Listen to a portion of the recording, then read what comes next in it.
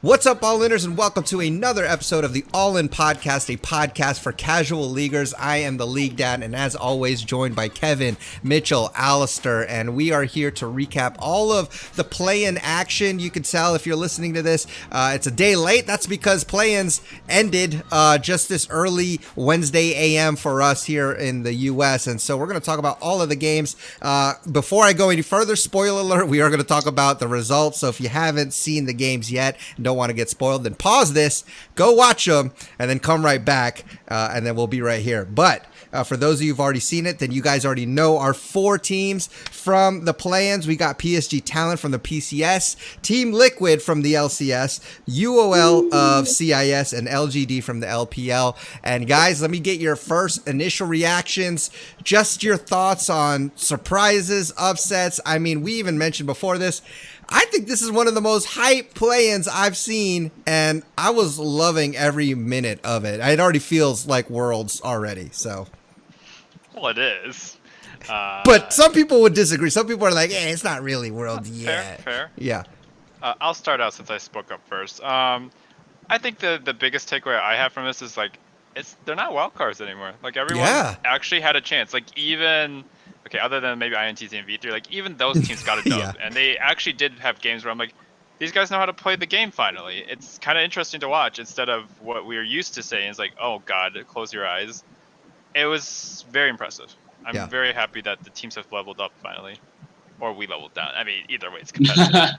I don't know. We looked pretty good, too. Liquid looked pretty nice, so. Oh, yeah. We hell yeah. We leveled up. Yeah. I like it.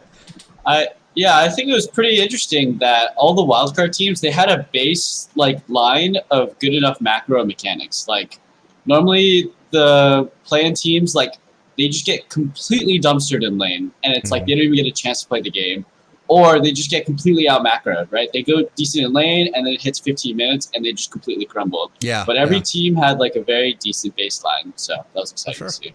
Yeah, there was no region, I thought, like you said, minus a couple that you were like, oh, this is a freebie. I mean, even as good as Team Liquid looked, lost to INTZ like that. They lost to INTZ, the one team. That was a strange loss. Strange loss. So, I mean...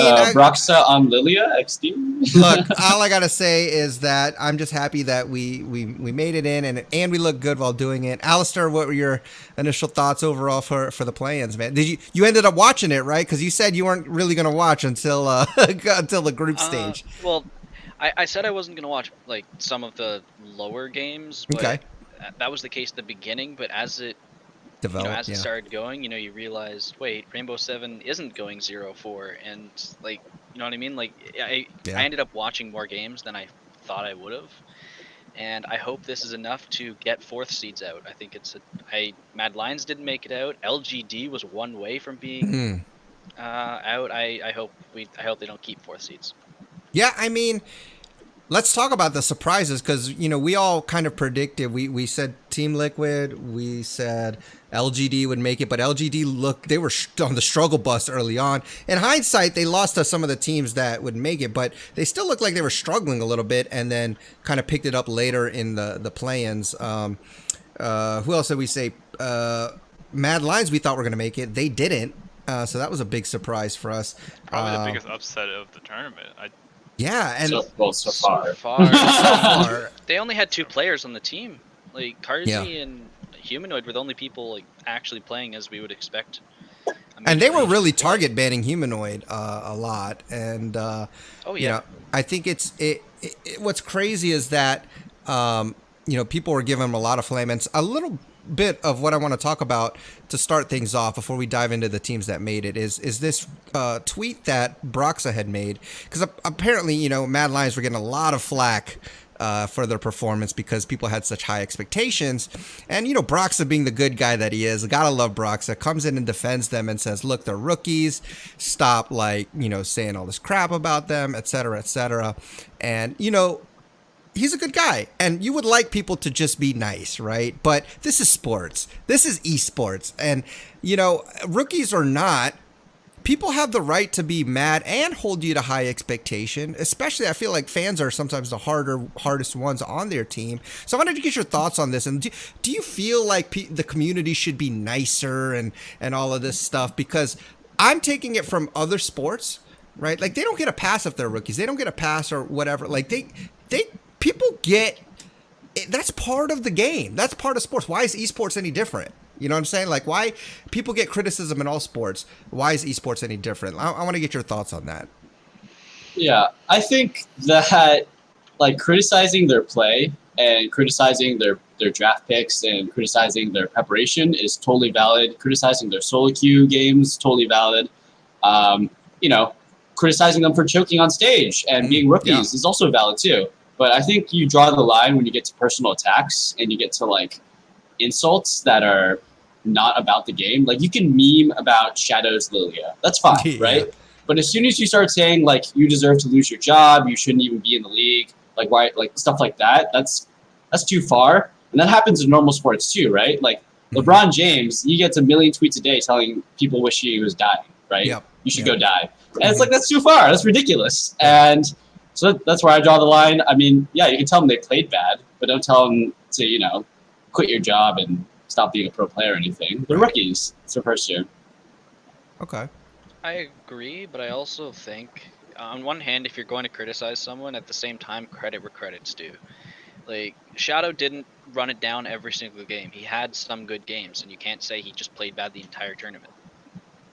Same with, well, anyone on that team, or really any team. Even V3 had some good plays, or INTZ, they still beat Team Liquid. I mean, you have to give credit where credit's due. Good point. I think, in my mind, it's like, just keep your criticism reasonable. Like, there are a lot of ways you can criticize these teams, and, like, if you actually want your team to perform, tilting them off the face of the earth is probably not one of them. I think there's just easier ways. Like, you can point out, like, objectively, like, okay, you did this poorly. Like, work on this. You guys need to play more solo queue. Like, those are criticisms. You're trying to, like, bring down your teammates, like, just knock these guys down. They're like, the thing I wanted to point out, like, the difference between the traditional sports where you're gonna get flamed. Like, you get flamed by your own teammates, if not the public, on your way up, right? The thing is, like, these guys grew up online. Like, it's a very different situation. When you play real sports in person, like, there's just so much more, like, time to just understand, like, if you don't practice, if you don't work hard, and you're worse, like, you're gonna get criticized, and it's gonna sting. It's a little different when you're, like, playing solo queue for a lot of that time. Yeah, you get flamed by, like, text, but you don't get, there's only, like, 4 people who are like flaming you at most, not millions of people. Yeah. Okay, so well, all right. So I get that, right? I think I tend to lean on more, look, we've been begging for esports to get the legitimacy that regular sports has, right? And I feel like when you get the fans that are like this, what that shows is that there is a strong, passionate fan base, although, wrong in a lot of cases. But this is where the legitimacy comes in, I think. And I personally am not excited for the type of criticism they're getting, all right, because that's negative. But I am excited that there is that level of enthusiasm, even if it's a bad, like, energy exposed. Because what it means is that, dude, there's some passionate fans here, like, so mad, in fact, that, like, I mean, LeBron, when he moved, people were burning his jerseys, like, wanting to literally, like, it's expensive, dude. Right? People are psycho. And they're psycho, but look, psycho means that there is a level of fandom that we are reaching here in esports, and honestly, I'm excited for the game itself that this is a thing. What I do feel bad for the players. I mean. But at the same time, like, athletes get crap all the time, right? And what you said, that they're not used to this. But look, man, like, people know League is a toxic game. You get it in solo queue, right? Like, when you pick up basketball, as you're going up, even if you're good, you're going to get trash talk all the time. It's part of the process, right? Like, to me, I don't think that it's a valid... Like, I don't want to downplay the crap that they're getting, but I don't want to use it as an excuse either. Like, athletes get pooped on. It's part of the deal. It's why they get paid the big bucks. And to me, they can have staff to help with that mentally, right? Like I get it, like it's not a healthy thing, but it's part of the game. It's like fame, man. You get fame, recognized, it's great, but you also get no privacy. It's part of the game. Don't cry when people ask for autographs, right? So that's kind of where I stand on that position. I thought it was an interesting tweet, but did you guys have any other thoughts on that before we move on? I just thought it was a good point, like they are rookies, give them some slack, but at the same time, no, like, come on, you're professionals. You should have played much better because they did not look good through the entire, the entire thing. So I think, like, philosophically, like, what you're saying is true, like, factually, like, that's what happens in real life. But, like, ideally, that shouldn't happen. Of course, like, yeah. Like, psychotic fans that are burning jerseys and telling you to kill yourself is, like, that just shouldn't be a thing. That shouldn't be a thing, right. Whether it is or isn't, like, we should, like, I agree with Brock said, we should strive to not be that as much it is a fact that that's how life is. Absolutely. I mean, no one should want that. So, yeah. I'm always going to be of the opinion that it shouldn't be like personal attacks. You shouldn't get flamed to oblivion. You should get criticized for your play, and everything should stay on the Rift, just like everything should stay on the basketball court. Right. So, I like that. Yeah, I mean, keep it on the court.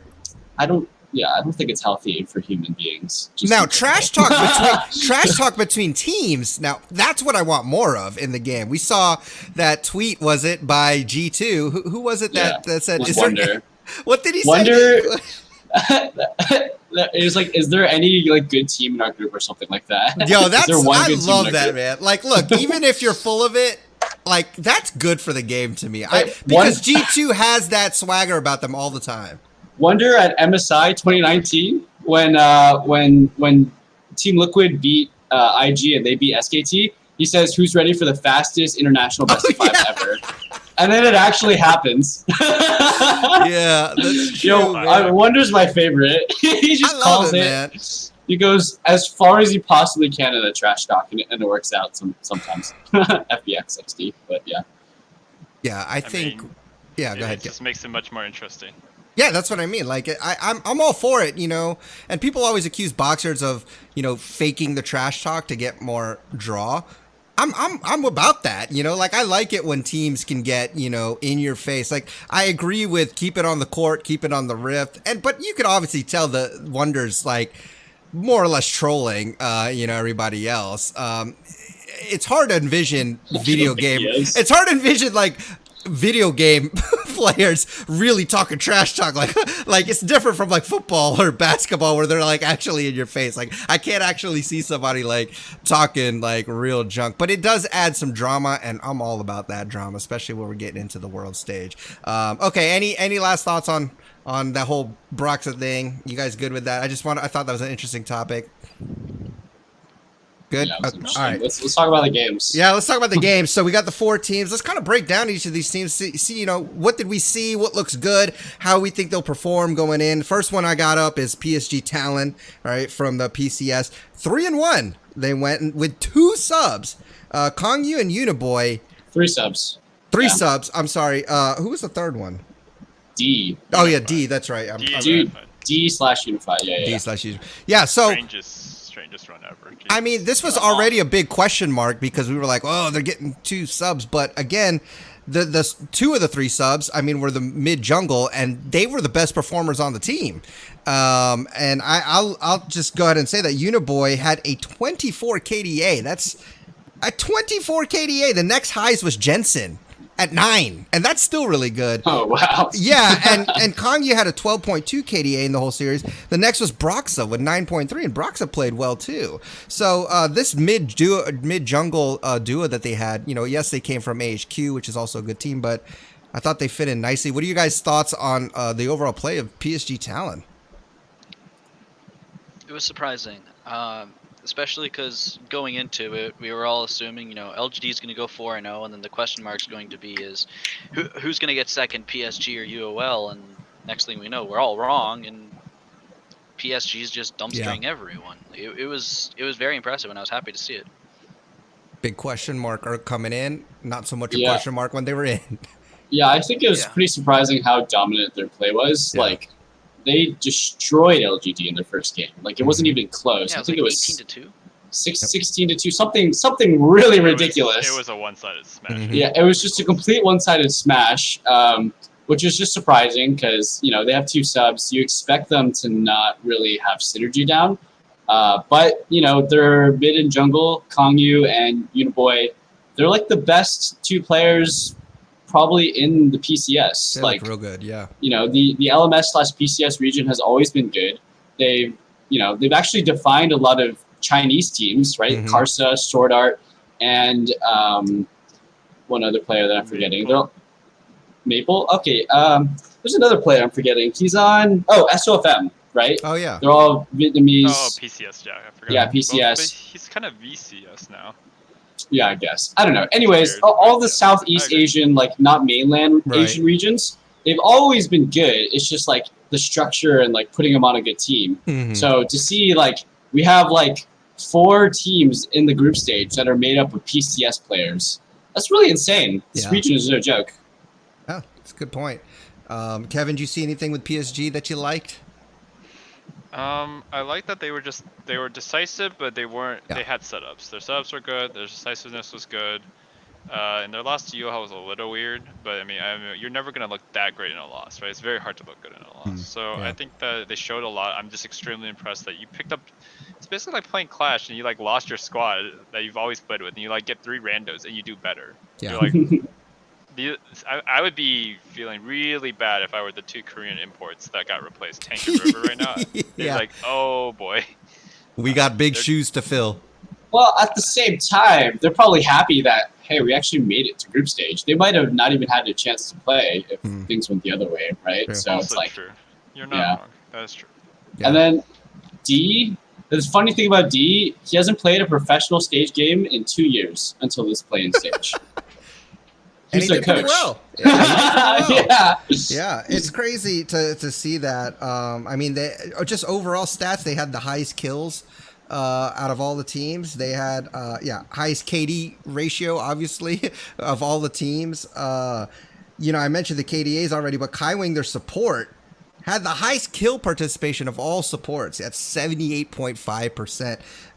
The next closest one was Core JJ, our man, the roamer himself, who was at a 71.8 kill participation. I mean, that's pretty high in itself. So imagine that. Kaiwing all over the place. I mean, this was a team that was synergized, clicking on all levels, and despite their short time together.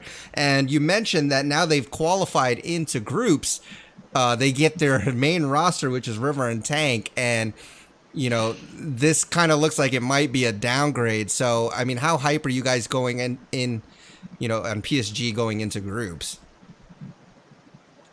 I'll just say that, looking at the group itself, but like we were thinking that they were going to be really bad when they brought in Kongyu and Uniboy. Yeah. So maybe River and Tank come in and they're actually good. Like, I don't know. Expectations out the window really for this playing stage, right? Like, I don't think anything really went according to plan.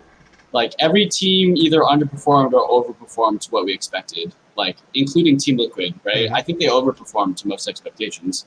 So, I mean, I don't know. Maybe JDG and Damwon Gaming just choke. Like, it's happened before. I don't know. Those are some good teams. So either way, the PSG is in Group B with, like you said, Damwon, JD Gaming, and Rogue. So, they got their work cut out for them, but either way, exciting play for them. Glad to see that they made it out. I mean, they beat LGD, like you said, they beat Unicorns of Love, who were also looking really good. So they showed some real good play there, and I'm excited to see them in. Next, we'll transition into who you just mentioned, NA's very own Team Liquid. Kevin, let's start with you, my friend, because they looked good, man. Obviously, I'm a TSM fan, but I was so hyped for them. Like, I thought Broxa played good when he was on Graves. I thought, which was a lot. Impact was showing up, right? Like, they were just playing. Jensen was showing up. I mean, Tactical was good as always. Core is good as always. But, to see the rest of the team step up, like, that was really impressive. And, they kind of lost that fluke one against ITZ. But overall, their play was great. So let me get your thoughts on your team, man. 2 big takeaways. One, Impact's back. I mean, he's always comes back when it matters. He's just kind of delaying it further, so which is a little concerning. But like at Worlds, he just smurfed. This man's Mordekaiser. I was like, good God. Yeah. He just came in. I was like, oh, this is kind of a close fight. He just like claws 2-3 people. No flash. He just destroys them all. I was like, all right, Impact. I see you. And this is his meta. His Mordekaiser is good. His Shin is insane. Like every time they gave it to him, I was like, I don't even need game to care. over. Like, we're gonna win this game. And the other big takeaway is Tactical showed up at Worlds. We have so much NA talent. Like the year Cody-san went to Worlds, he was pretty hyped up on Immortals. Like he's like second best behind Double is what people were saying. And then there's that infamous play, which could still happen. You know, it could happen. But like Tactical just plays with so much confidence. Like he's the only Twitch player in groups or play-ins that looked like he knew how to play the character. He was killing it with Twitch. So, like, oh my god! Like whenever they ran that Rakan Shen Twitch summary, I'm like, what do you do against that once you fall behind a little bit? Like it just that poor Jin player was just absolutely run over every time. It was amazing. I think it was Zeitnot, on Supermassive. So it's a good I'm really happy Twitch about the whole. Jin. Yeah. I mean, he does. And I'm very glad that I'm pretty sure Alistar was the one who brought it up. He was saying Twitch and maybe Jinx someday. But at least I said Twitch was for sure saying play. He used all the Jinx. I'm just saying. I was like the scrim results. Retract. Yeah. I will retract the Jinx, however, though, for an extent. I still think we should see her, but I think because we're not seeing Caitlyn, Ashe, and Senna as much, we're seeing more Ezreal, Twitch kind of thing. You see the bad teams pick Senna, like Mad Lions. Yeah.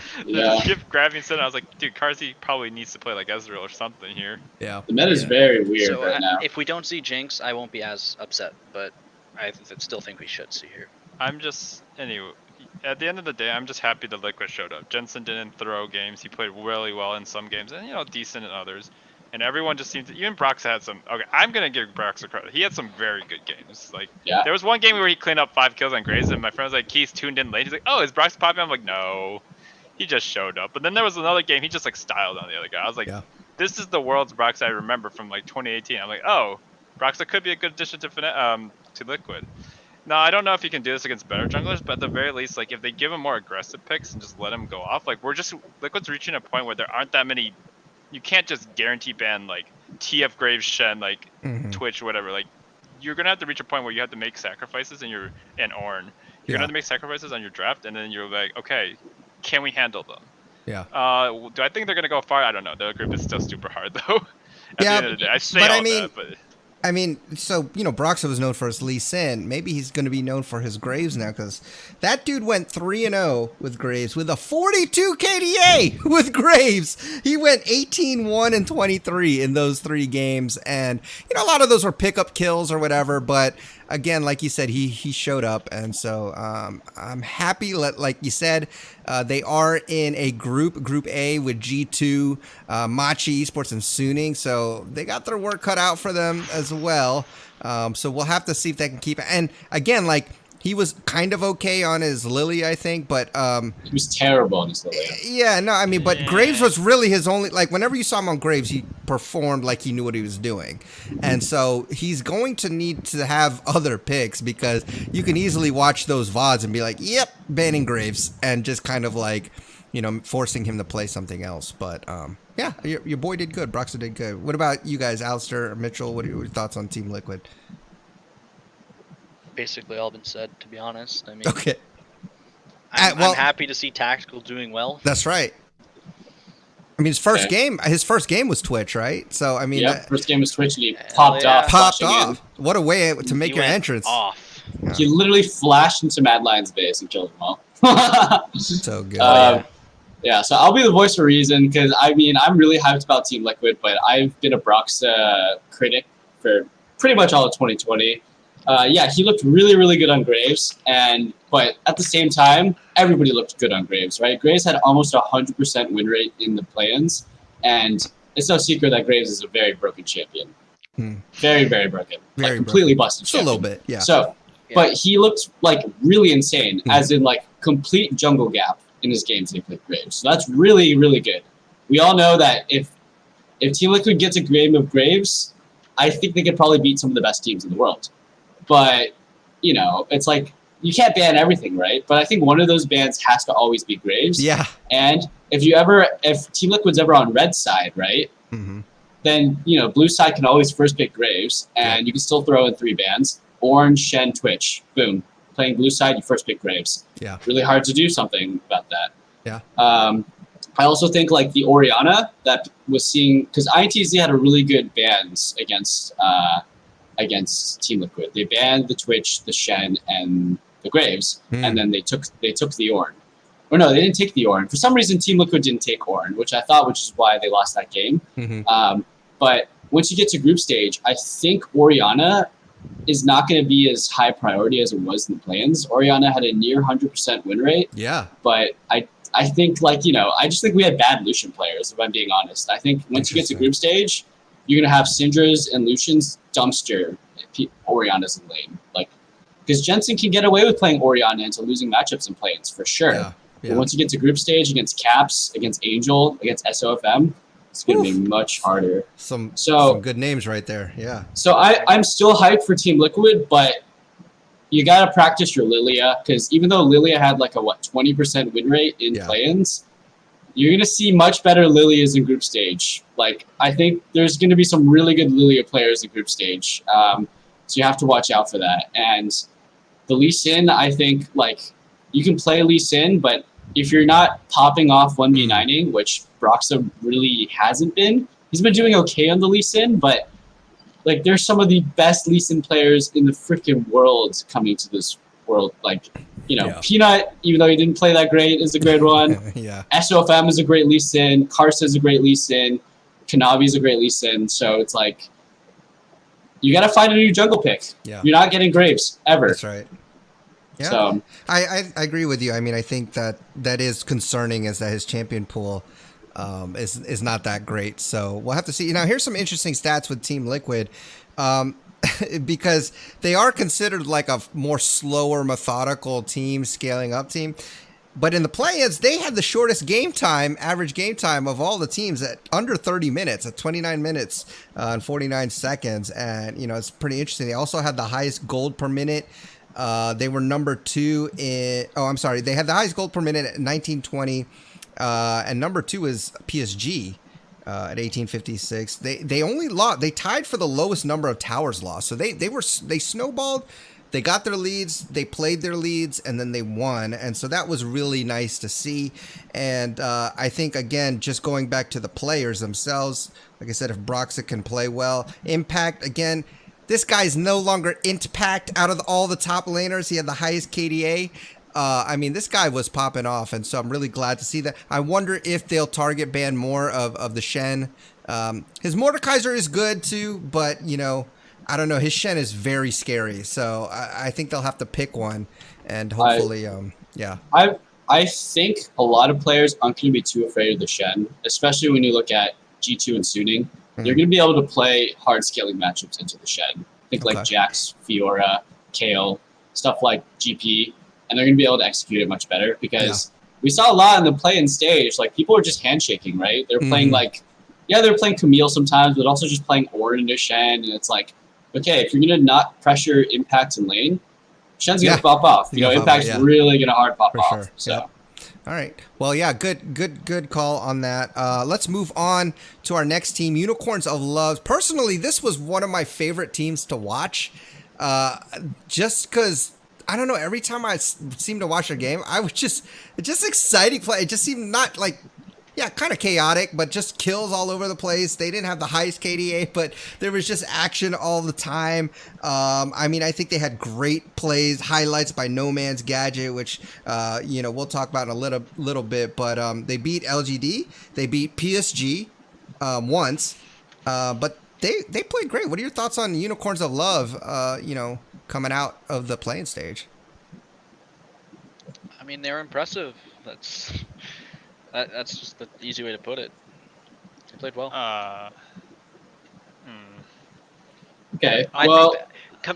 They had what should have been a fairly hard group, because we expected PSG and we expected LGD to show up. They dumpstered LGD both times. Or sorry, they only the one time. Once, I think.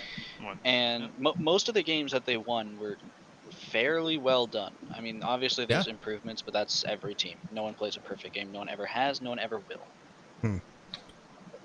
I think the thing to highlight is really Gadget. He was the other really good Twitch player in the playing stage. It was Tactical was by far the best, and then Gadget was really, really good. It's like when you play Twitch, you have to really think about, especially in competitive games, you have to think about it differently because the enemy team is constantly placing pink wards and thinking about the Twitch. So being able to find correct flanks and being able to open up and getting a lot of damage done is really difficult when everybody's looking for the Twitch. He's getting placed in Group D, right, with Top Esports, DRX, and FlyQuest. Yep, that's so. Right. Yes. He's going to be playing against some pretty good players. I think Gadget's their highlight player, and if you're going to play Twitch, you have a big target on your head. If you're playing any AD carry, you're really going to have a big target on your head. It's someone I was not super impressed by was actually No Man's. I thought No Man's, he did have some pop-off games in Cassidy. That's great. But I would say when he wasn't on Cassidy, he had really weak laning phases, as in getting kind of out-CS, out-traded a lot. His Cassidy games are great. Every other game on not Cassidy, I wasn't super impressed. And also when I watched their finals, No Man's was the guy who was hard-hitting his team that brought it to Game 5 against Gambit. So he's the guy I'm looking out for to really improve because there's some good mid laners in this group. Knight, Chovy, Power Evil. So No Man's going to have to step it up. Fair enough. Yeah, I started out this with an sound because, like, the thing about you all is they're good for the Plains level, but they played very similar to they played last year. They were, I believe, also in Game 5 last year.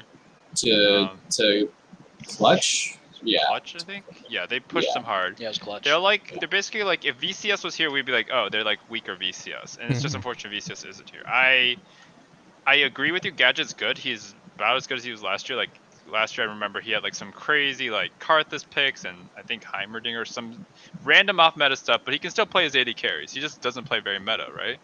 But the problem is he doesn't really stack up to the really good players. Like I just remember, and he might have improved, but I just remember seeing him outclassed last year, and like, not that he was outclassed this year as much, but his group was not that difficult, to be honest. And then No Man's he's like the definition of a player that like will smurf on people worse than him, but like when he's against players better than him, I'm just extremely concerned because like he did not have that much competition and he still had games where he inted. Okay. So I think they were very good for this stage, but I'm afraid that they kind of don't have enough X factor to actually pull through. There's just going to be way too difficult teams in their group. They're in Group D. Yeah. Like Jackie Love's going to destroy them.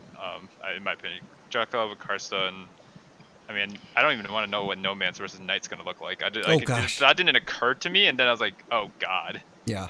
So. Well, I mean, so one thing I noted, which, you know, I kind of thought of as a positive, but I think it could be a negative as well, is that, you know, Mitchell, you mentioned with No Man's, you know, kind of struggling, but, you know, the stats say that ahead in CS at 15 minutes, 100% of his games he was ahead. You know, his CS differential was at 15 was over 19, goal differential positive plus 640. So it looked like he had good early laning, and I will say that maybe, I mean, he had such a wide, he played Kassadin, Cassiopeia, Ziggs, Orianna, Vayne, Syndra, Zoe. He played a lot of champions. And if you go to Gadget, same thing. He played Twitch, Jhin, Orianna, Ziggs, Senna, Ezreal, and Swain. So it's like, they, like, so I don't know if that's a good or bad thing. If bad in is like, are they trying to figure something out, or good like that?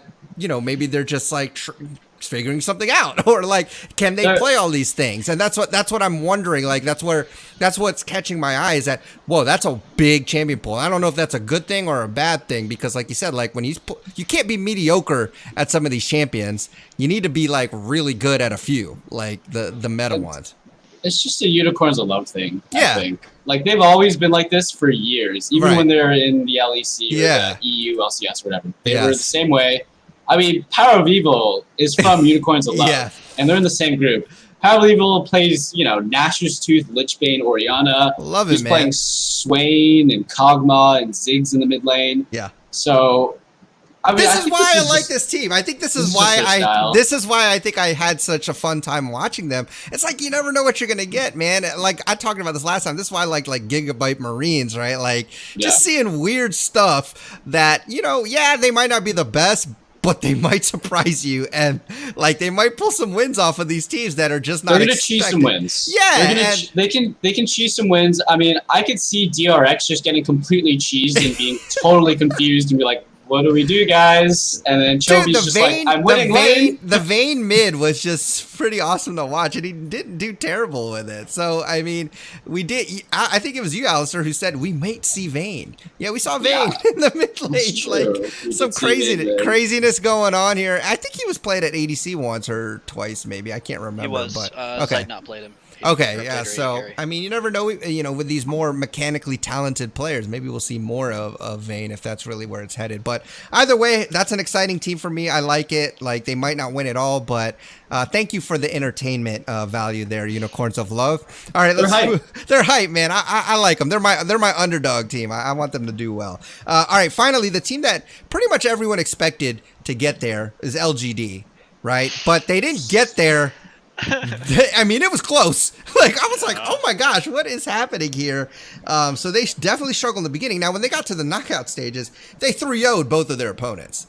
So it's not like, I mean, they definitely showed up. But was it me or when you were watching those, though, they 3-0'd, but to me, it still felt like, maybe one or two games, like it felt like clear wins, but a couple of those games were like, they kind of like hung in there and just happened to pull that win out. I don't know. What are your thoughts on that? It was game 2 against Legacy, I believe, yes, right? That's what. That demolished them. Yeah. Against the Draven, that Draven was. I love that comp. You had Draven, Braum, Poppy to protect the Draven from Peel. I mean, they didn't play it perfectly, of course, because they could have won that game very easily. Yeah. But they tunneled for the Ocean Soul. That's okay. Mm-hmm. That was really scary for LGD. I mean, LGD got a free 20-minute laning phase because Legacy actually AFK'd for the first 20 minutes. Yeah. And then they almost lost. I don't know.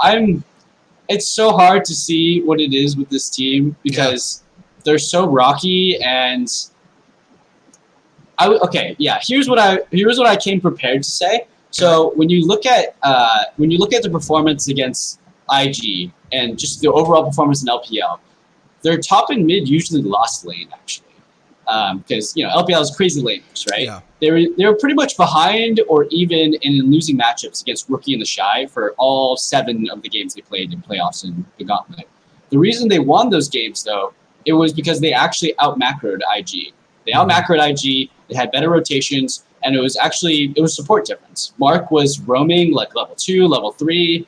He was going up top lane randomly, mid lane randomly. He was showing up in the jungle. Peanut and Mark were roaming around.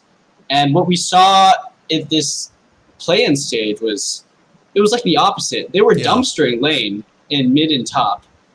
And then it came to the mid game, and they were just getting out macroed. They were getting out team fighted. They were losing in skirmishes. They were getting caught out. The play-in teams played very smart. They drafted just 5v5 team cops, show up a dragon. LGD is going to show up with a 3k gold advantage. They have Twisted Fate. They have Camille. They have like Lilia, and they're going to get out team fight because they gave you Graves, Orianna, Ornn.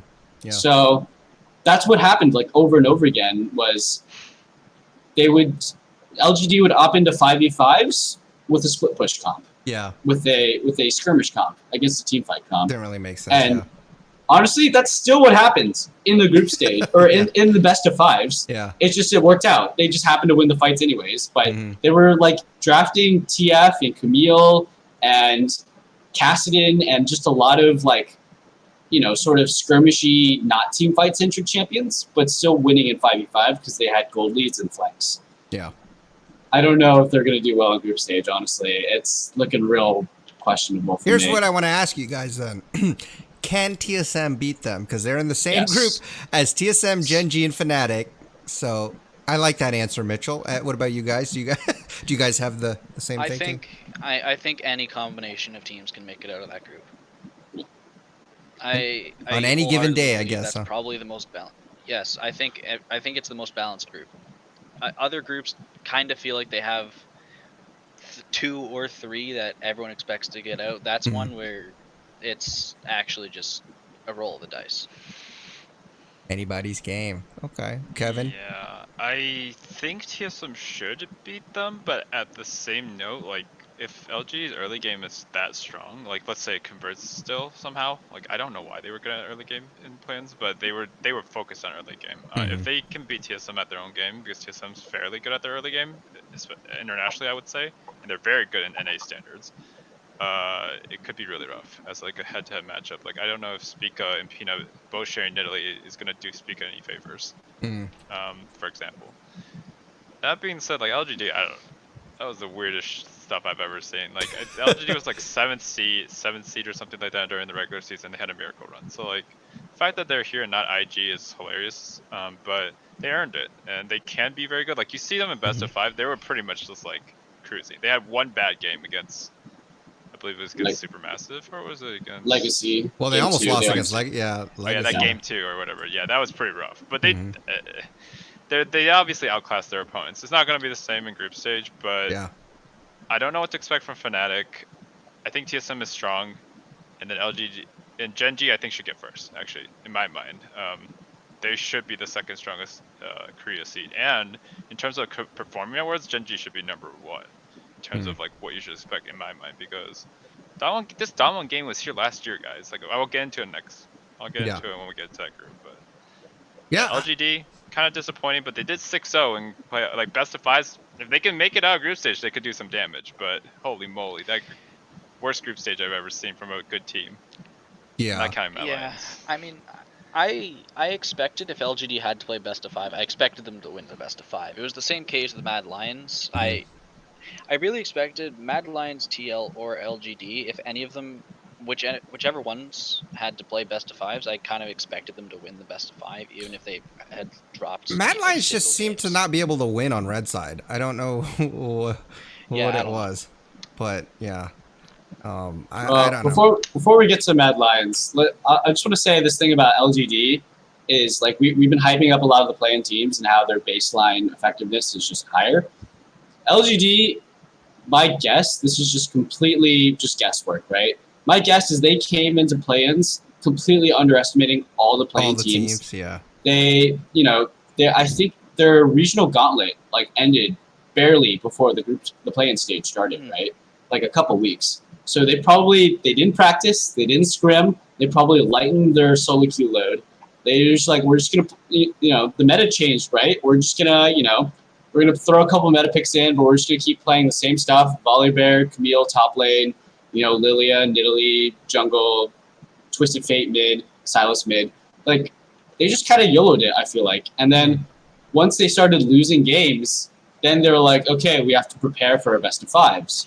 And then once they started preparing for their best of 5s, there's a chance they're just gaining momentum, right? Like, this was, I believe, Mark, his first time at Worlds. I think he's a rookie, or he's close to a rookie. Funny thing, Mark is from the team Young Miracles. Do you guys know? Have you heard of Young Miracles? Young Miracles is a challenger team in China, and it's like this team that basically boosts players into the main stage of China, where players like Tien, Ning, and Crisp all came from Young Miracles. Cool. And their first time ever at Worlds, they win the whole thing, right? I'm not saying that's what's going to happen to LGD, but Mark is one of those guys. So, cool, interesting fact, yeah. Yeah, so, he could just... Remember, FPX, they looked like real Garbo in group stage. Yeah. They just needed momentum and a little international experience to get going. So, as much as we're saying LGD looks really bad, because they do, there is a chance they're just gaining momentum and they're figuring out the patch. I talked about that too a little bit, right? Like I said, do play-in teams have a hidden advantage, so to speak, because they get to kind of get warmed up? Depends on the team, but yeah I think it depends on the team. I think Team Liquid really benefited a lot. Yeah. They figured out that they can dumpster on Graves and not so much on other champions. But at the same time, did they show their hand too early? I don't know. I mean, I think Graves is obvious. obvious. Everyone's showing their hands. Graves is not like a secret pick by any means. One thing I do want to say, Mitchell, though, is I do remember seeing a tweet from one of the LGD players. I can't remember who, but they did tweet out saying, "I don't know why everyone's expecting so much of us. We don't even think we're that good." Yeah, it was Long X. That's what I thought. But maybe that was just him. But he was depressed, bro. He was straight depressed in that interview. There is that, but yeah, there was that tweet as well. Yeah. Okay. Well, I mean, I will say, like, we talked about Peanut, right? Being supposed to be, I mean, he disappointing. Third lowest damage percentage in the whole thing. Second lowest kill participation. He did not look good. Kramer looked all right. He had the second highest CS average, second highest damage percentage. I don't know what you're talking about. Kramer looks bad. I was trying to find something that, like, he looked good in group stage, but in playoffs, some of those E4s against the Poppy, I'm like, does he not see Poppy? Is Poppy stealth? Yeah, like I could not tell what he was doing. He lost his mind. Yeah. It's hard to find good stats because the thing is, like, yes, they made it through, but looking at their stats wise, you're just like, how did they make it through? Like, but it was the same thing in LPL though. Against IG, they had worse stats and were 3-0ing them. Like, that's their thing. They have better macro, they have better team play, but individually, they do not stand up to other LPL players. They're like the what do you call those? The phantom wins. You're like, huh? Like, huh? You like read just the stats and you're like, oh yeah, they definitely lost. And you're like, what? How'd they win? It's like the phantom winner, man. They just somehow win. Which is scary. I mean, those kind of teams are hard to tilt, right? They're not. You're not going to say like, don't once care. they fall behind, they're going to lose. No. Like, we were down 1-3 to some of the worst teams in our mind, and we still came out. Oh man, that's like honestly, that's like the Denver Nuggets. If you guys have been watching playoffs, they've been like losing they came back from a down 1-3 against the Clippers. Everybody thought they were going to lose.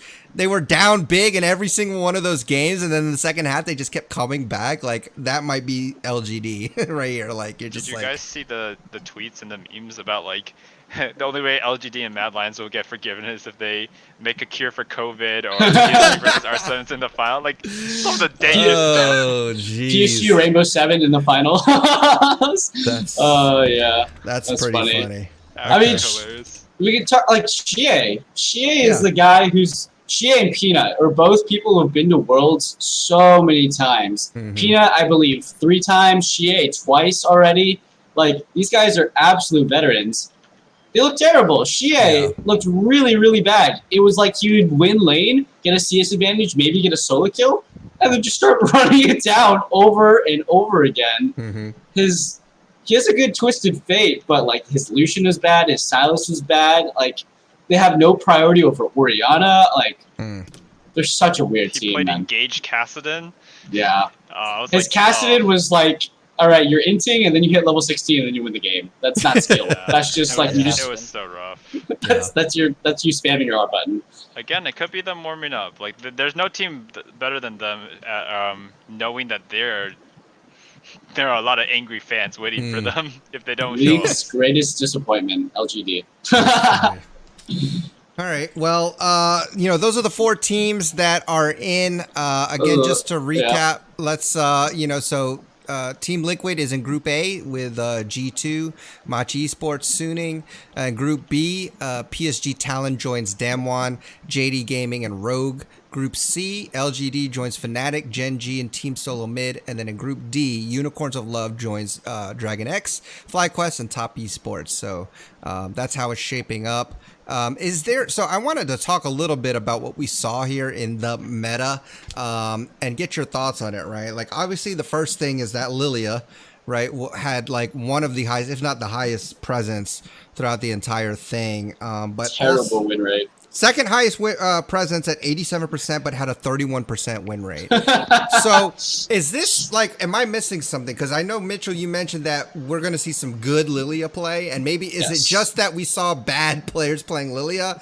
Because I'm like, I know what she does. I know what she can bring. But where was it? Like, every time I was like, why are they picking? Like, this champion just doesn't seem good. Or it's just they're not playing it good. So in your opinion, you think Lilia will be played? She's a good champion. She just hasn't been controlled by good players yet. Is that what we're thinking here? 100%, yes. Okay. I think it's a very strong champion. Her sleep forces people to think about Mikhail's cleanse QSS. That's how strong it is. Yeah. I think her wave clear or her jungle clear is also a really big deal. If you have a better level 1, you can guarantee a triple buff a lot of the times, or you can at least guarantee an advantage in the jungle by taking your opponent's raptors. It's one of those picks where it's very much like Nidalee, except Nidalee's just been around way longer. She dumpsters the early game, and she has a very utility-centered mid and late game. Okay. I just think it's really good, and people are just not good enough at it because Graves. I mean, that's what I needed to know. Yeah, Graves at a baseline is so much easier to execute. So I think in lower level games, Graves versus Lilia, the Graves is going to win. In higher level games, like the Lilia can pop off. Her sleep is OP. Okay. I mean, I also think that individually they weren't playing great, but I also feel like teams weren't playing well enough around the Lilia at the same time. And it's Very not true. fully at the fault of the Lilia player. I 100% agree. Yeah, you have to have strong solo lanes who win your lane to make the Lilia work. Make Lilia work. Okay. And you need dragon control. If you have losing lanes, you have no dragon control, your Lilia is useless. So that's good. That makes sense. I mean, same with kind of like Karthus sometimes, or of a farming jungler, or a jungler that needs to kind of get ramping. You want strong lanes. Kevin, did you have anything? I know you're our jungler here, so what are your thoughts? I'm glad that last best of 5 happened between Supermassive and UL, because you got a preview of what it can do. Lilia is strong. Kakao is not the best jungler in the world. He's good, but he hasn't been amazing for a long time. So just imagine that, but just like the even better junglers out there and what Lilia can bring with some practice and some coordination. Like I was seeing 3-man Lilia sleeps where the team just like was too scared to follow up, and I was like, all right. I mean, like it's not Lilia's fault. Yeah. Her strengths are her clear, which Mitchell mentioned. She has such great non-committal engage. She just throws her stupid swelter seed or whatever it's called over and over, and a swirl seed, and if it hits, holy moly, you're just gonna win. Yeah. And it doesn't not you're just gonna win, but it's so easy to just put so much pressure out and like kite around fights. It's just that the players who are playing weren't the best. Like again, this could be like last year's Echo, because I was pretty hot on Echo and I played it a lot myself, but it just did not end up showing up at Worlds. It might be too mechanically intensive and coordination intensive to pull off at the pro stage. It's just stressful, right? Shit you can do in solo queue you can't necessarily do in the real game. Yeah. I think it's not a coincidence. It's like 87% presence. Like that's crazy. Win rates don't mean everything. With that many bad teams, of course they're going to get high priority.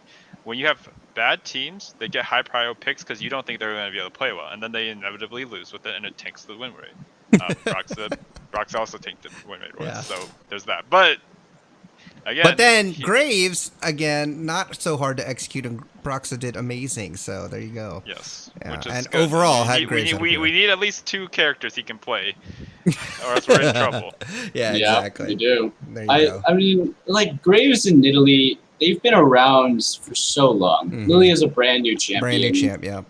Like, give some people some time. I think if we see Kanavi and Karsa play Lilia, we're gonna be like, yep, that's a good champion. Yep, I get it now. Okay, I wanted to ask you guys that because, me, I'm just a lowly gold player, and so I'm like, what is happening here? Is the champion bad, or are they just bad? So pretty sure Mark Z is gold, so don't feel bad about yourself. He's an analyst. All right, so. I feel good. So I will say though, Lilia is Brox's most played on the super server. He has such a bad win rate. Yes, it looks a lot. 43% win rate in Diamond 2. He has a 43% win rate with almost 200 games on the Chinese Super Server. At least he's trying. At least he's trying. I mean, honestly, like I have seen pretty bad win rates. Like people who play stuff in in Worlds. Like when people practice Yasuo for Worlds and Bot, like holy cow, some dank stuff there. Yeah. If he can pull it out, though, I mean.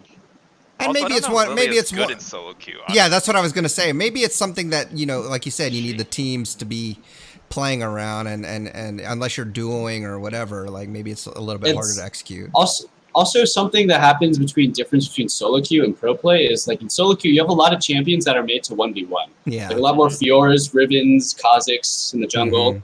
Yeah. Champions that are like, I'm just gonna kill people by myself. Yeah. Where I think in pro play, like if your enemy has like a tank in the top lane, like you're pretty happy as Lilia. Mm-hmm. Your enemy has like a lot of like low burst but like high sustained damage. Lilia is pretty decent in those fights if she can stay around and get multiple Qs off. Yeah, so for sure. Yeah. Okay. Well, I had a few surprises that I wanted to run by you guys. So obviously we saw the Twitch. So Mitchell, you're correct in saying I liked it. I mean, I'd love to see how it's executed in even more high level of play, because I do think there are some comps that are crazy dangerous if you can get it going. So that's definitely one to watch. But I was surprised, honestly, to see Ornn so much again. Like with all the nerfs that he's received, he again had 87% tied for Lilia, 87% presence with a 91% win rate. 10.4 KDA. I mean, the man is back.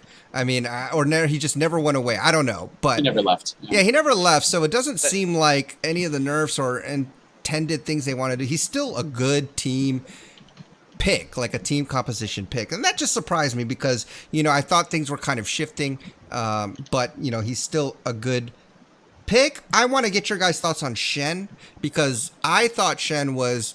And I do think Shen is super strong. I think you guys agree with that. But he only saw, he was 4th in presence, 55% presence. He did have a 67% win rate, but why aren't teams picking him or banning him more often? Is it because he can get countered so easily? I feel like he's great in that he's a strong 1v1er, split pusher, can join the team, such a good global presence. Like, to me, like, he's almost like a no-brainer, I would think, like, in this type of play. Why do you think he's not as high a priority as some of these, like Camille and Renekton both had higher priority than Shen?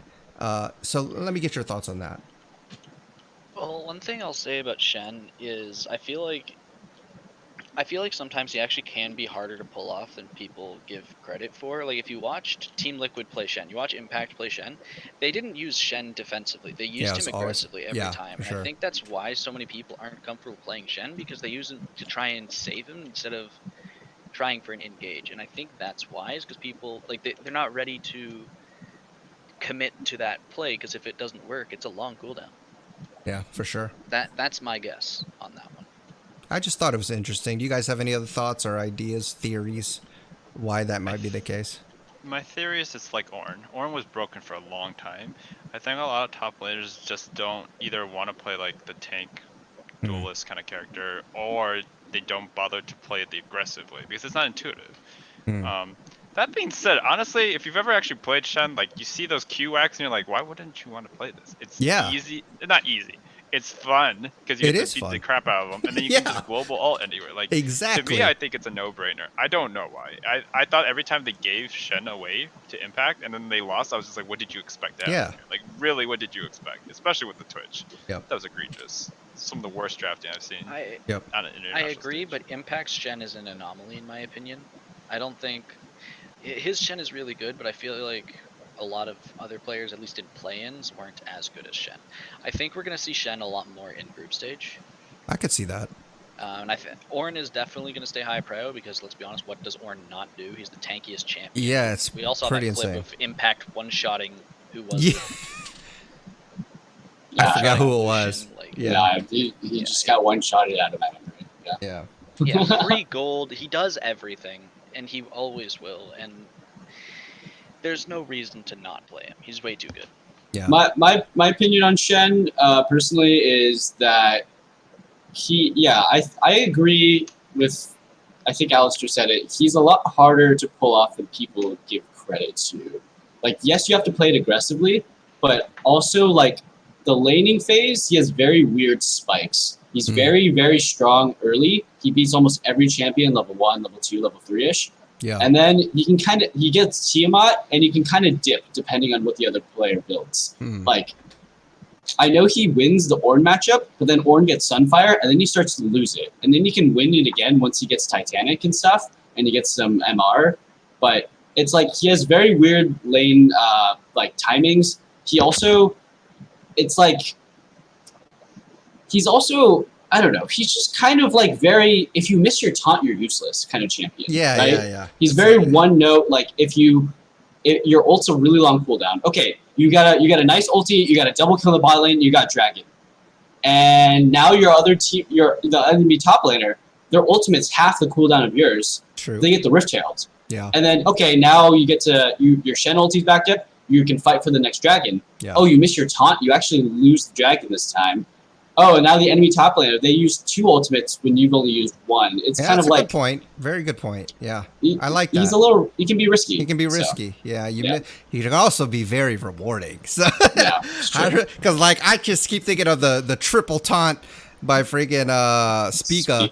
Yeah, so good. Like, talk about a nice play. Okay, and then a couple of things I saw, like, all right, we talked about Ashe, right? Ashe definitely played a lot, only a 20% win rate. So, I mean, we're seeing things like, again, we saw some Twitch. We still see Senna, Ezreal, Caitlyn. But yeah, definitely mostly Ashe, but she hasn't been performing well. But you know who has been performing well down there? Freaking Alistar. Not our host Alistar. Alistar, the champion, he's seeing play with 82% win rate, and fourth highest presence? I mean, granted, it's only 47% presence, but still, I mean, do you think we'll see more Alistar in I mean, a lot of disruption going on there. I mean, he was diving back lines. I mean, I don't know. Do you think he could come back, see some more play, in the group stage? Yes, I'm gonna 100%. Yeah. Hold on. I gotta go to the bathroom, so I'm gonna say just this, and then I'm gonna go. You guys talk about it. All right. Phase Rush is broken. All right, peace. Phase Rush is broken. Very interesting. I don't know what Alistar was running, but yeah, go ahead. What were you saying? It was Phase Rush. Okay. Most of the time. But the reason Ali is so good right now is just because he's like Leona. At level 6, he's like Leona, except his ultimate's obviously on a longer cooldown than her W. Mm-hmm. And his engage is basically undodgeable unless you have a movement spell like Arcane Shift or Flash. And even if you dodge it, or even if you don't dodge it and you flash away after, he's going to chase you with Phase Rush. And you can't get away from his E, which is an auto attack like Leona's stun. Plus his ultimate's super good for diving towers, and he generally hits 6 around the same time as the jungler a lot of the time, so it makes he's just really good. Yeah, that makes sense. Like I said, I saw some good things, and it's always interesting when you haven't seen a champion in a long time, and then all of a sudden, having the presence that he did with Phase Rush, I thought it was just really cool to see, and so I wanted to see, maybe you guys think that we'll see more of the cow in a group stage, but. Another interesting thing that I saw, and I want to get your thoughts on this, is because we saw a lot of mid lane set, because to my knowledge, he was third highest presence, but that could be for both top and mid lane, but isn't he not supposed to be good in lane anymore? Or is it the other way around? Is he not supposed to be good in jungle? Because he like I said, is still set. Okay, because he still had a 50% presence in mid lane. And he had a 50% win rate, so he didn't, win one half the games. But I just thought it was interesting. What do you guys think about that? Yeah, mid lane set. We saw quite a bit of it. I believe it was Supermassive versus Mad Lions. I mean, we saw Set single-handedly turn a lost team fight by almost one-shotting 3 people with 2 spells. Yeah. Just because his Q damage helped him early, but late game it was really just his ultimate and his W for the most part. Obviously, sometimes the E as well also helps, but his W still does 800 true damage. His ultimate's pretty much undodgeable. It has a huge slow. It does a lot of damage if you pick up a tank. The champion is just super strong. He's like Ornn. What does he not do? Yeah. It's true. I mean, like I said, he won 50% of the games. I just thought it was interesting to see him in the mid lane, of all places. I think it depends. If he can get an easy lane matchup, Orianna is not an easy lane matchup, but you can kind of shrug off her damage, right? Mm-hmm. I think Set is gonna fall off in priority in group stage. I think if you're gonna play Set, it's pretty easy to counter if you're the better team. If you're a really good team. Yes, he has a lot of his ultimate is very strong, right? But everything else can be very telegraphed. You can kite his stuff, you can play around his W and his E. Yeah. if you can just kite his ass, like if you have like a Lilia and like, you know, I don't know, just like if you have 4 ranged champions against a set and you're a really coordinated team, like the set can be really useless, especially if you build tank. Like we're seeing Cinderhulk, Deadman's, you know, like Spirit Visage or the other Abyssal Masker, whatever that other item is, Adaptive Hound. Adaptive Hound. I don't know. I think he's okay. I think the nerfs did enough where like his base damages are a lot lower. I mean, they're still pretty high. But I just thought that it's not so much set, but you know, he was only played once in support and once in top lane, and he was played like 8 times in the mid lane. So I just like that's just you know, totally awkward. I don't think none of the main 4 regions played him in mid lane. Yeah. Right. Yeah, I think it was only the wildcard teams. Wildcards. And those guys. Yeah. Crazy. Pre-nerf, he was being played in the mid lane around the world. Like Chovy, Bjergsen, they were all playing him in mid lane. But after nerf, I don't think they're going to be playing him in the mid lane anymore. Okay. He just falls off too quickly. Like once he's really, really strong for the first like 20 minutes. And then he does nothing. After. If you build him full tank like that, he does nothing after 20. So. Yeah. Fair enough. Okay. Any other, so do you guys have any predictions as far as meta goes, like what we might see? Like I know you said, Mitchell, you know, there was a lot. Orianna was the highest presence mid laner in play-ins. I know you said probably won't see, you expect that to kind of drop off. You will see more Lucian, you think, probably more Syndra. Well, we already saw a lot of Lucian because he was banned. We did, yeah, a lot of Lucian presence for sure. Do you think we'll see more Kassadin? I know mainly Nomens has played him, but I mean, I see Doinby stream him all the time. You know, I don't know. Well, that's Doinby. It's a little different. Been playing Kassadin no matter the meta. That's true. he plays Doinby. He'll play Kassadin into Pantheon and say that's YOLO. He does. But I don't know. What do you guys think? Because we'll see more Aurelia. I agree. I think we'll see. I think we saw we saw 0 Akali. I think we only saw her banned. We saw one. We saw her, one. One, and she lost. Okay. I think we'll see more Akali. We're gonna see Akali. I know we're gonna see Knight play Akali because he loves that champion. I think we'll see more Sylas. I mean, we'll still see Twisted Fate because we're still seeing it from Jensen and from Xie. Yeah. But I think we're gonna see a lot more Twisted Fate. Surprised we didn't see more Sylas, actually. That's a good point. Sylas is really hard champion to play in pro play. He's very useless in the early game, but he's a good counter matchup into Twisted Fate. Funnily enough, Kassadin beats both Sylas and Twisted Fate in lane, so maybe we do see Kassadin. Yeah. I also think we'll see better Gallios because the Gallios we saw this tournament were pretty ass. So.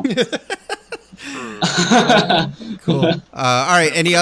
What other predictions? Do you guys got any other thoughts on the meta? What champs we'll see, maybe not see anymore? We're gonna see Evelyn. We saw Tristana once. I hope we don't see it again. I hope we see Tristana. So someone makes another Cody Sun play, please. God, if we see Tristana, it's not going to be AD carry like LGD played it. It's not good. Yeah, Tristana, like games only go too knew long. how to go forward. Oh Yeah. my god. That's true. Mid Tristana is definitely better than late Tristana or side lane Tristana. Kevin said that Eve is going to be played. I think I could see that. Group C Eve for sure. Like self-made Eve is night and day compared to Shadow. We're not going to see it play because it will be permabans. Maybe, yeah. Also possible. I'm thinking it's either permaban or someone picks it as a, but I don't know who wants to pick it to them. Like Eve is not a character you can just learn in a week or two. Maybe Clid. Who knows? I don't know. It takes a certain kind of degeneracy to play that character. That's true. Oh, I don't know. Did you say something, Alistair? I was just saying, I hope we see more Draven. A Draven, for sure. Yo, the Draven was hype when it worked out. He did the whole Manamune lethality build. 1,025 gold or some shit like that. It was sick. 1350. Oh, 1350? Okay. On his first kill at 22 minutes or something like that. Yeah. I think you're strong. I think he, a lot of people see Draven as like this very early game centric champion, but his new build, he scales pretty well into the mid game. His 2, 3, 4 items are all really strong. His 5th item is all pretty strong. I think it's when you actually get, Manamune, lethality, Death Dance. It's actually quite strong. So we can see Draven. I can see it, especially if you're playing against like a Twitch. You know, if you're playing Twitch or Khan and you play like Draven Leona and you just dumpster that lane, That's a pretty yikes, right? Yeah. You could just like actually go 5-0 in lane. So. And even if you don't get a kill, you're just a ticking time bomb. Mm-hmm. You get so much pressure on you. Yep. Good point. Well, how about this one for you? How about Vi? Do you think we'll see Vi as a Twitch counter? Vi is so good in solo queue. I don't know why we don't see it, bro. She's really strong in solo queue. I think she has a 56% win rate or something ridiculous last I checked. Let me take a look. Yeah, she's really, really strong in solo queue. If you go the Halo Blades, you're actually like, before, one of her weaknesses was she's really crap pre-6, right? But now you go Halo Blades, you're actually quite strong. Like level 2, level 3. I know she's really good into Lee Sin and Kindred. Otherwise, okay, she went down all the way to a 52. So, I think it was a new.gg before. But I don't know what's strong about Vi personally. When I play against her, I think she's potato, but maybe they're just not good Vi players I'm playing against. Maybe. Point and click engage, and she can pretty much one-shot. Yeah, she can one-shot. Oh, I play Graves a lot, so I guess that's why I have no problem with her. I'm like, yeah, I know. Graves is a good pick. Trust me, as an AD carry? Yeah. As AD carry, I've been one-shot by Vi numerous times. I think she could be good into Lee Sin and into Kindred. And maybe it's a Lilia. I actually don't know the matchup, but if you could just land your Q on Lilia, she just dies, right? You just one-shot her, so maybe that happens. I don't think we're going to survive that. As much as we're talking about her. Yeah. I don't think we're going to see her. Okay. Another underrated champion. Yeah. Well, I mean, you never know because, again, high solo Q rate doesn't always translate, because, like you said, good dueling or good one-shot prowess, but, if people are good at coordinating and keeping their carries from being one-shot, then kind of loses its viability. Viability! You see I did Viability. that? Oh, wow. I think someone we could see is Poppy. So yeah, I like that. We saw the next one I said. Okay, Poppy into Camille is actually just really, really good. I know Jax is the pick into Camille, right? But Jax is pretty bad team fighting. Yeah. Like, if you're not ahead as Jax in a team fight, you land your counter strike and then you blow up. So Poppy is one of those, like, you actually win lane against Camille. You actually win lane against stuff like Shen. You can do okay into stuff like Ornn. And then your team fight's actually really, really strong. You can peel for a Twitch really, really well. Yeah. You can deny a lot of engages. And her E is broken. The amount of like bullshit stuns I saw in the LGD versus Legacy game was like, Poppy is kind of broken. He unironically built a DD and it worked. It was Death Stance is legit. Death Stance I know. legit. He's the only tank I know of that can easily pull off DD. My friend came into chat like, oh, he doesn't do enough damage to like use DD. I'm like, have you played Poppy before? He does a lot of damage. It's a lot of damage. For sure. My, or she does a lot of damage. She does. Yeah, that's right. All right, let's move on to predictions for the group stage. We're going to go basically through all 4 groups and give you our thoughts on who we think the top 2 will be to make it out. So let's jump right into it. Group A, we've got G2, Machi Esports, Suning Gaming, and Team Liquid. Who wants to go first with their 2? I know you guys did pick them. Some of y'all did pick them already. So one of you guys mine are the most controversial, so I'll go first. All right. Mine are Suning first, Liquid second, G2 third, Machi fourth. And it's only because traditionally G2 is going to lose to a Chinese team and they've lost to Flash Wolves on one-offs. So like if Machi is anything like the Taiwan style, like I just feel like G2 might get 2-0'd by Suning. They could 2-0 Liquid and then like lose a random game to Machi and Liquid gets out second.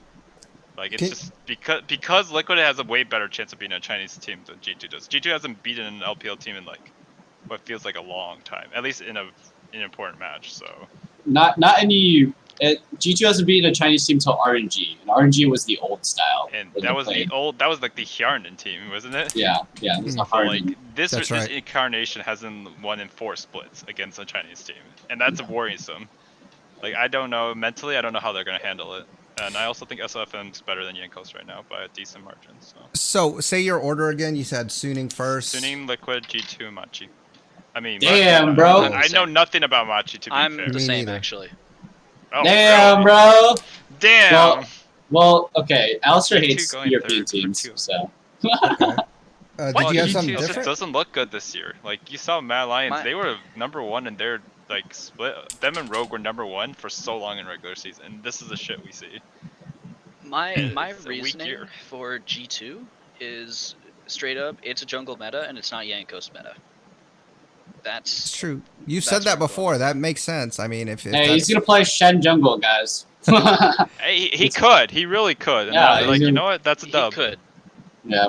That's the Speaker special. Speaker special, baby. He's passing down his teachings. I'm gonna go. So I have G2 Team Liquid. We all have making it out. Look at that. Look at the believers. Playing's Liquid was good. I'm gonna say this right now. This prediction is not based on analysis or actual factual thinking. If I was being a real analyst who my life depended on predictions, I would say shooting G2. But I'm saying YOLO. I'm predicting NA to make it out. G2 I probably would have said something like you too. If my life was on the line, I think I would bet G2 over Liquid. But yeah, I would do shooting G2. I mean, so League Dad, what about you? Liquid faithful here. No, I mean, I actually think I'm really conflicted. I think Suning will be first, but I don't know whether it's Team Liquid or G2. That's where I'm conflicted with that because I really don't know, man. Because I can't make a decision. But if you don't know, say Team Liquid. I did on paper. I have Team Liquid. You better lock it in.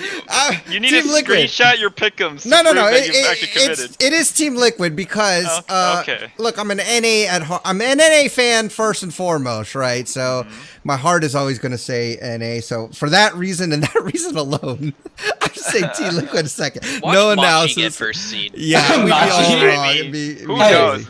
PSG Talon was really good. Machi beat them in the finals. Just saying. Ooh. So, maybe Machi wins the whole tournament. If we disregard the fact that PSG Talon was like a mini super team with like 2 of the best players from HQ merged with PSG, then yeah. That. But yes, who knows? It's also, Tactical has never not made out of groups. Just saying. Just saying, guys. Perfect record. He hasn't been eliminated as many times as Double has. That's true. Yeah. Very good. Tactical has never been eliminated from Worlds. Ever. That's some good stats right there. He's never not won Worlds when he was at the tournament. Yes. I like that. I like that analysis. All right, well, look at Group B. Does anybody think that Damwon and JD aren't top 2? Because if so... I think it's just the order, right? Yeah, it's just the order. I went Damwon first. Same. Me too. Damwon, JDG, Rogue, and then PSG Talon. So we all said Damwon, JD, right? Okay. Whoa! I put JD Damwon. Hello. Oh. Yeah. Okay. I saw the same exact squad. Oh, not exact. I mean, they changed out their ADC, but like I saw basically the same roster last year. And as far as I'm concerned, like until they prove it to me, they're like the king zones in my head. Like they're so good. Their lanes are so good, and they show up and they're like. Hey, they made it first out of the group last year. They beat IG. And then they got 2-0. And then they got smacked in playoffs. By G2, who went to finals. So it's like who got they could have been third place. Yeah, no, you're right. Honestly, theoretically they could have been third. You're right. Yes. I wasn't impressed. I saw Niguri. I was like, yeah, you build Cole. Good shit. And there's no kleptomancy. There's no kleptomancy to beat him. You can't get baited. I think the Korean #1 seed has been hyped up multiple times, 2 years in a row now at Worlds, and they're fine. They're decent, but they're nowhere near like the #1 team or #2 team that they always get the hype for. So it could be close. They probably will split 1-1 with JDG, honestly. Yeah. It's just like who randomly loses to Talon, PSG or Rogue. Oh, they have a tiebreaker. I put Talon last because they're getting their roster back, which is kind of hilarious logic. If we had said this beforehand, this would have been really silly sounding. That's true. Yeah, it's weird. Okay. I have some faith in Rogue. I mean, we didn't talk about Rogue. I always liked them as a team because they're very preparation heavy. I admire teams that prepare incredibly hard. Yeah. I feel like they had a chance to take down G2 with amazing preparation. Larson pulled out the Akali, and he choked a couple times in the playoffs, but I was impressed. And I think that they've had over a month to be in the Chinese Super Server and to think about their games against JDG and Damwon Gaming. they could come up with some really good game plans and maybe take some games off. So yeah, I mean, I see it. It's good. Okay, Alistair, did you have Damwon first or JD first? I had Damwon. Damwon. Okay, so only Kevin is going with. I mean, I'm extremely biased for LPL. I watched more than every region except for NA. So. Yeah, I mean, I think that's. I don't think that's not much of a It's a very valid argument. I openly admit to it. I hope that they get to play a tiebreaker game against each other. We get 3 games of them. I want to bet so high because they're not going to meet each other until the finals otherwise, right? Yep. That's true. Okay. That'd be hype. All right. Well, so Group C.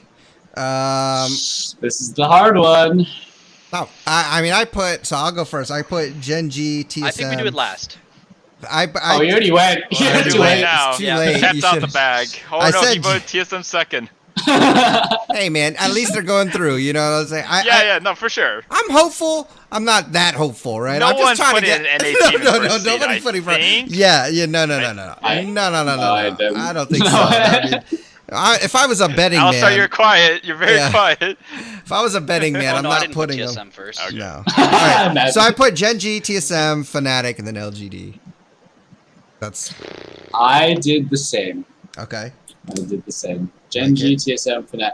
And I will say this again, because I have to. If my life depended on this, I think I would be saying Gen.G and LGD. I know it's weird that I'm saying LGD, but that's actually what I think is. But because I am voting for North America, regardless, I'm literally every match I'm voting North America. I don't give a crap. Yeah, that's me too, man. You're gonna be that man on the front page who got his pick'ems right. They're like, "How did you guess NA?" You're like, "I just voted." Faith. It's called faith. Yeah. So I'm voting NA every time, every podcast, every chance I get. But if my life depended on it, I don't think I would be voting TSM to get it out. I mean, it is pretty hard because again, they're basically just competing against Fnatic or LGD to get that, I think Gen.G is by far the best team there. Yeah, and same. I think LGD. I'm honestly, I'm betting they're going to improve a lot. Yeah. I am. I think they are. Plus, didn't you say like that whole Chinese challenger team? They pump out winners or something. Yeah, Young Miracles. Yeah, they're both rookies. All 3 of those players, Ning, Crisp, and Tien, they were all rookies. Yeah. Immediately went to Worlds and won the whole thing. So we could see that in LGD. Yeah. It's all right. Crazy. Okay. It is. What do you guys got, Kevin, Alistair? I have Gen.G first, LGD second, TSM third, Fnatic fourth. That's the one. I mean, as far as I'm concerned, we just peered into the abyss a bit during those last 2 best of 5. I'm like, oh shoot, they're actually kind of like waking up. Like this is what they are like when they prepare a little bit. They're like, we're gonna get eliminated if we don't win a match. Let's just not lose. Yeah. I want to believe in TSM. I really do.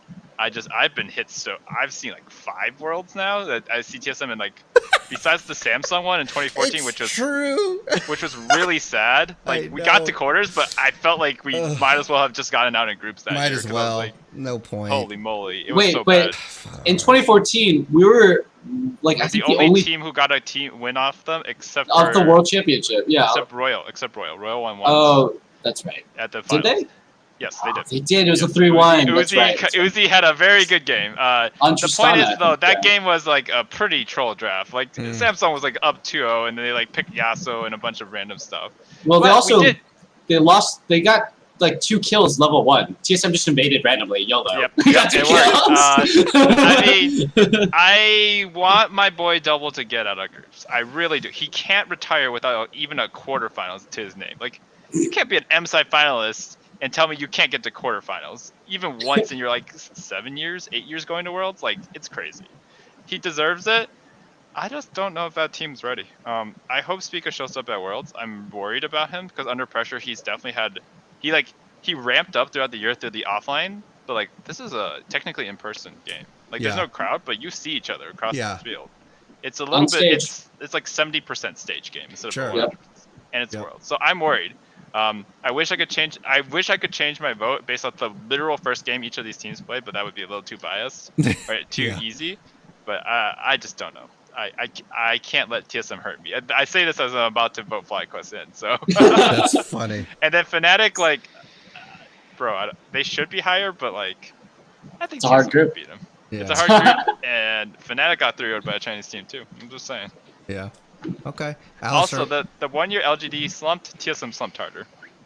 Yikes. They went 1-5 That's not instead of good. 2-4. Oh god. So I just say LGD might be bad, but there's always someone worse than you. It all lies in LGD, daggone it. Everything lies. The key is in that. Hey, at least in 2015 they didn't have Doublet on the roster, so.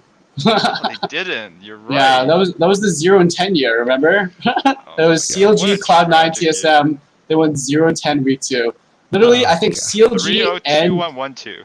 It was the first week. Yeah, Cloud9 needed to win 1 game in 4 games in week 2 to make it to quarters that year. We were like, oh, maybe this time.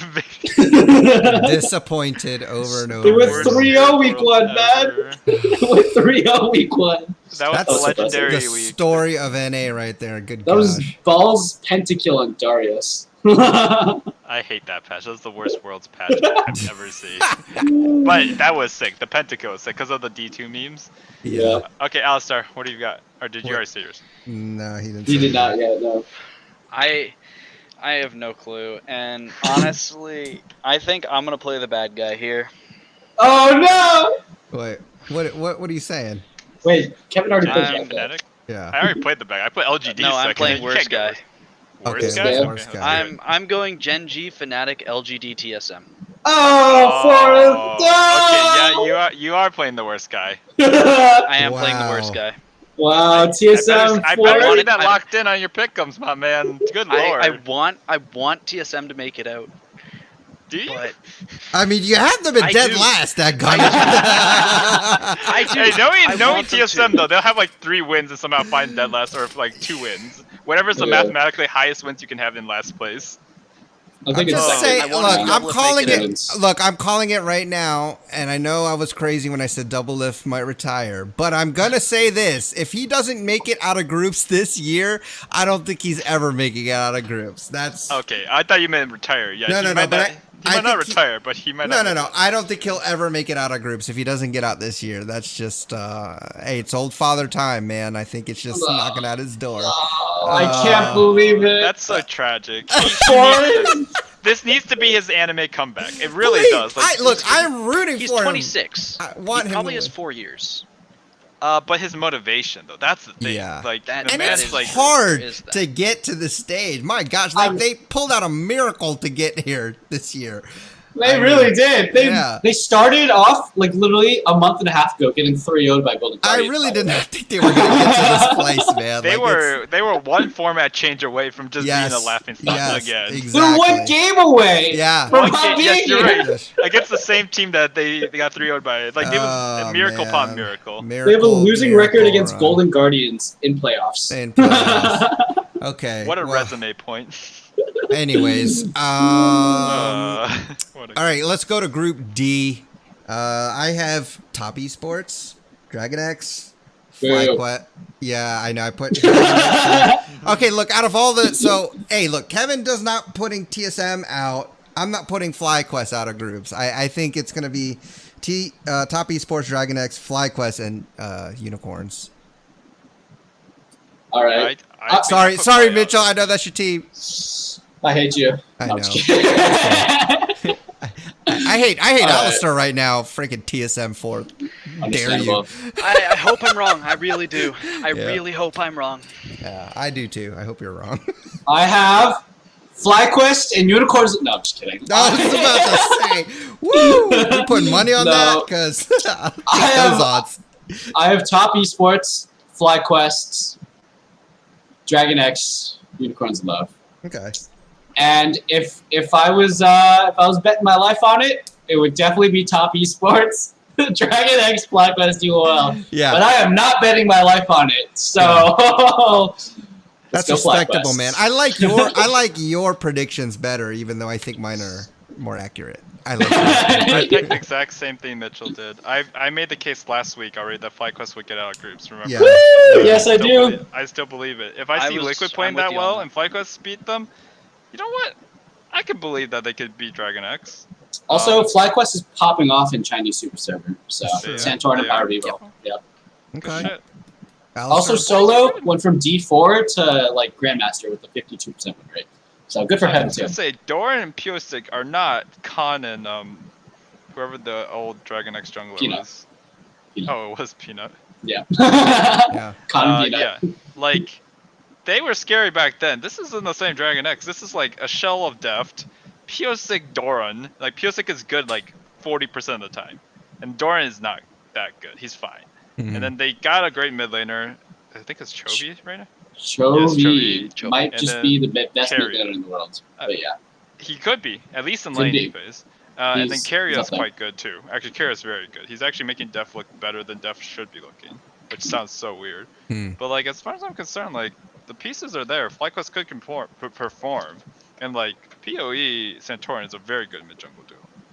It might be enough to beat Chovy Psg. We'll see. They could also just get smashed. I think Solo can stand up to Doran because Doran does not look good, I'll admit. And I'll also say it's just team play, right? I really feel like Dragon X's team play is not that good, and they just get carried over the line by Chovy in so many games. Their 3-2 victory against Gen G felt like a complete banana monkey fest where Gen G threw a Baron. Like, literally, Dragon X should not have won Game 5. Do you remember Gen G threw a Baron in the worst possible way? They had Ocean Soul, Elder, and they got Baron stolen, and then they lost randomly. The only reason I still had my doubts about Gen G was that series. It was awful. Like, I also want to point out, though, that FlyQuest has to start. They're the first game of Worlds. FlyQuest versus Top Esports. I don't know who Megumi X Bear, their CEO or whatever. She's like the president or whatever. I don't know who she pissed off at Riot Games to have them schedule as the first game. Like, why is Group D FlyQuest Top Esports the first game? Yeah. Because that might demoralize them a little bit. I'll be honest with you. I don't think Top Esports is going to go 6-0. I think they're going to randomly drop a game to. Oh, they will. PSG they will. But they will stomp some of these games. They will. But I don't think they're going 6-0, and I think they're just going to randomly lose a game or two for no reason. As is tradition. If it's going to be a game, it's going to be game 1 where Top Esports is underestimating their opponent and coming in cold. FlyQuest. True. That Oriana Nashor's Tooth is going to smack Knight down. He's going to be like, what just happened? I just did all my... See, it doesn't matter. If you build Nash's Tooth, it doesn't matter if Knight dodges your QW shot. You just auto-attack him. Like, why does he have lethal tempo 2 minutes later? You didn't think about that, did you? I mean, no, but honestly, in the history of Worlds, even all the super teams that come in, like, there is just so few 6-0s. Like, I remember Kingzo had one. Yep, Samsung White had one. Samsung White had one. SKT hasn't had one. SKT has it. Like think about it, all these god tier teams have one where none of them have, like, at least in the recent years. FPX definitely did not. IG did not. Nope. Samsung Galaxy in 2017 did not. Nope. I think they actually looked pretty bad in 2017 until they won. They looked bad, and then they 3-0'd Kingzone in quarterfinals. Yep. And then they started Kingzone looking real good. Like, just like it's actually extremely hard to 6-0.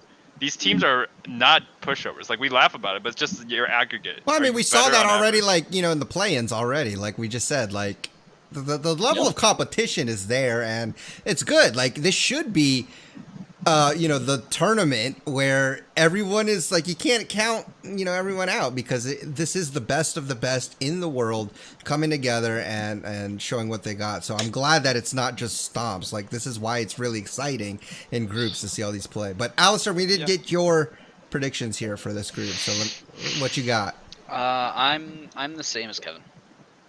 Okay, so good, my man. So Top me, Esports, actually, all three of us are the same. All three of us, baby. Let's go. Can I just say, you two predicted both NA groups to make it out, except Double F's group. Literally, all out of NA is going to make it out. You're sacrificing Double F to the group gods. You're never making it out of groups, but NA will actually get 2 teams out of groups. I would rather sacrifice the most likely outcome to get the greater good. It's utilitarian. I'm sorry. Also, may I point out, like, honestly, this year, this is the first Worlds I've seen, maybe the first or second Worlds I've seen, where there is just not a pushover team in sight. Like, the worst team in all of groups, theoretically, is PSG or Unicorns of Love. That is not a bad bar to be in last place. Yeah, Machi. that's pretty good. Machi being the first seed from PCS at least should mean something, I hope. Yeah. At the end of the day, like UOL being the worst team is like this is the first Worlds where I'm just like, well, everyone's pretty damn good now. Like there's just good teams all around. Yeah. I think that's part and parcel due to the 2 group system and play-ins. Like I think that we might not keep it because you can throw games to make better playoffs. Yeah. But it was nice to not have 4 random groups and then 4 teams go up because there were just teams that didn't deserve to get into group stage, but because they had the easiest group, they got in. Yeah. Dynamic seeding. It was you had to play someone from the other group. Like that really made a difference. We actually unless had 3 you got teams. first in your But then if you got first, you deserve it, right? So yes. In Group B, we had 3 teams from Group B make it to group stage from play-ins because Mad Lions didn't make it out. So. Do y'all think Liquid actually threw that game against INTZ to give Mad Lions a hard time? No, I don't think so. At least not openly, right? But they didn't pick Lilia. They didn't pick their 8-team comp. INTZ had a really good draft. I think INTZ had the only good draft against Team Liquid the entire time because they banned Shen, Twitch, and Graves. Yeah. That's all you had to do. And they then unlocked the secrets. I hope people learn. Oh, I hope they don't learn. Yeah, I hope they don't. And then Team Liquid, they didn't first round Ornn. They didn't pick the Ornn. They decided to, second round or after the second ban phase, they got banned and they picked Renekton. We all know what Renekton does. Oh god, it's not good. Yeah. I mean, he's gonna see a lot of play. And I don't think it's that good. We're gonna see a lot of Renekton. I mean, you're gonna see some of those Korean teams and Chinese teams play, and it's gonna look probably better. But it is definitely one of those it's okay. Picks. You're like, yeah, well, it's okay. Yeah. Oh, he popped off in a team fight. Woo! I mean, it's gonna look good if there's a mismatch. Yeah. Okay. All right. Well, that's all I had for y'all. This was a great play-in. I'm so glad that Worlds showed up this way because I'm so sick of everything being canceled this year. Heck yeah. I'm so glad that we decided to talk about this because this was the best part of the podcast. It was freaking hilarious. The fact that we're sacrificing double lift to the Worlds, to the group gods. I put that he's getting out. I mean, same, but these 2 guys. I hope I'm wrong. I also hope I'm wrong, but I'm telling you, I'm voting with what I think was gonna happen. Every single one of us predicted 2 teams to make it out, 2 NA teams to make it out of groups. I predicted all 3 teams to make it out. Yeah. I think Mitchell is the #1 NA fan, honestly. 3 teams, baby. We're all making it out. I'm very proud of you, Mitchell. I hope so. I'm very proud of you. I really, I like Mitchell's. I honestly like Mitchell's predictions the best out of everyone. I'm yelling it.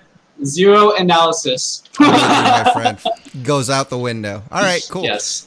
All right. Well, did you guys have any last thoughts or anything you want to put? So, group starts this Saturday, October 3rd, 4 a.m. for me. So, if you're that hyped, maybe you could set an alarm to see that. We should be back at our regular time next week because the last day for the first round, I think, is Tuesday, and it ends at 9 a.m. So we'll record again on our normal time for next week. But any last thoughts that you guys wanted to put out there before we head into the group stage? I'm so excited. We're heading into the group stage. Yeah. Okay. Will we see Rise? I don't know. I don't think we will. That's true. That's a good question. I hope not, but he always... But there's no faker. No, that's true. Hey, actually... I could see it happening. If you blind pick Shen, Rise dumpsters Shen in lane. It's a free lane for Shen or for Rise. So plus that maybe see buff. Oh yeah, the Q buff. Oh wait, no, is that on the patch though? The Q buff is not it. You get like a base AD buff. Right? Is that what you're talking about? Yeah, you got a base AD buff and an armor buff, I think. Yeah. Wonder would play it if he could. Yeah, exactly. Like if they play Team Liquid. They give up the Shen. Everyone's like, first pick Shen for Impact. Let's go. And then Wonder plays Rise. And like, oh crap. Wait a second, forgot about guys. that champion. Welcome to hell. Somehow it's an impossible matchup. It's an impossible matchup for Shen, by the way. Like you only lose to Shen level 2 when you get taunted. And it's only if he takes Ignite. I've played it before. It's miserable, guys. You don't want to play Rise. You don't want to play Shenden or Rise. Oh, gosh. Noted that I will not do that. Okay. Well, sounds good. I think we've wrapped it up pretty good here. Guys, thank you so much for being on the show. For you listening out there, thank you for listening. Please share it with your friends or anybody that might be interested in this type of content. But once again, want to thank my co-hosts. If you have any questions, feel free to email us at theallinpodcast@gmail.com or tweet us at theallinpodcast. But until next time, enjoy your climb on the Rift. Try not to be too toxic, and we'll see you guys on the next episode. Peace.